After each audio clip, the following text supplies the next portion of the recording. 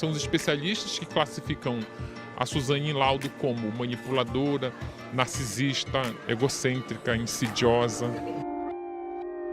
A Suzane acabou sendo a melhor marqueteira que o livro tem, porque todas as vezes que ela entra na justiça, a mídia dá um destaque muito grande.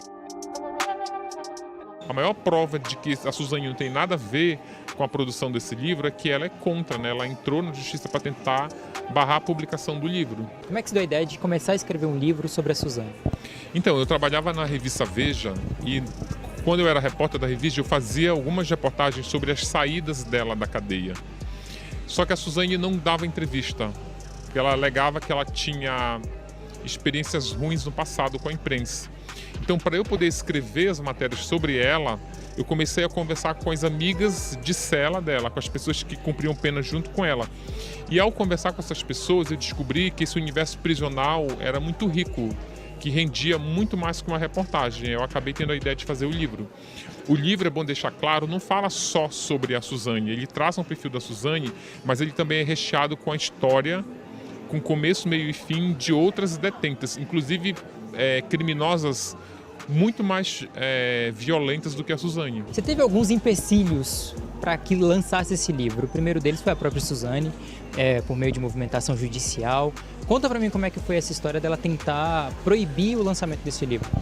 Então, ela entrou, desde o início que eu comecei a pesquisar, 3 anos atrás, ela já deixou claro que ela era contra a publicação desse livro, porque, segundo ela, o livro traz danos irreparáveis à imagem dela.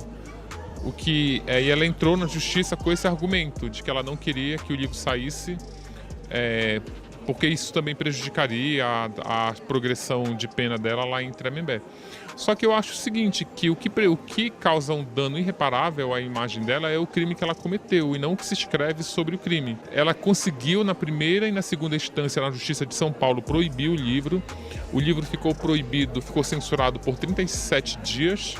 Mas a gente entrou no STF, o meu advogado, o doutor Alexandre Fidalgo, conseguiu uma liminar para que o livro fosse publicado. Depois que a Suzane entrou na justiça, a primeira editora que estava com o título, resolveu que não iria usar o nome dela nem fotos dela no livro. Isso me deixou descontente. Aí eu procurei uma outra editora e aí a Matrix ela acabou abraçando o projeto completo, com o título Suzane, assassina e manipuladora, e a foto dela, que é a foto oficial da polícia, na capa do livro.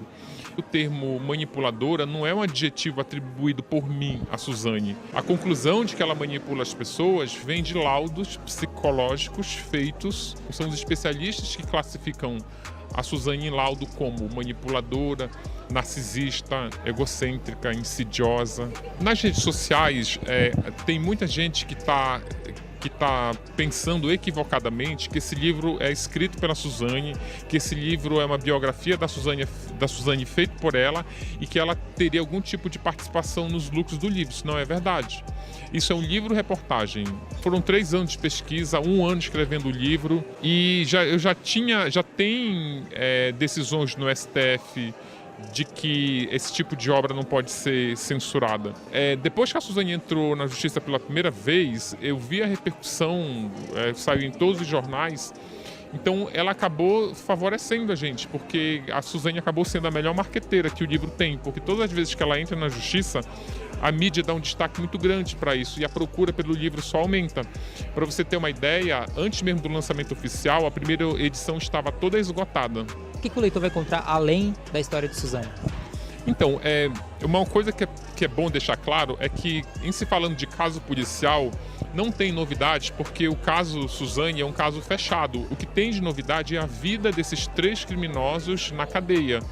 Tipo, a treva por onde eles mergulharam quando eles entraram na cadeia, os perrengues que eles passaram, principalmente a Suzane, porque o tipo de crime que a Suzane cometeu é um crime que é condenado pela comunidade carcerária. Tanto que no segundo ou no terceiro capítulo do livro, ela é perseguida por presas do PCC que querem matá-la dentro da cadeia. Então o livro mostra como essa presa que entrou no sistema prisional com uma sentença de morte virou um jogo e hoje se tornou a presa mais influente de Tremembé. A Suzane em Tremembé hoje é a rainha da penitenciária. Luiz, a gente queria agradecer essa entrevista, esse papo que a gente bateu aqui. Muito obrigado e sucesso nas vendas. Tá joia. Obrigado.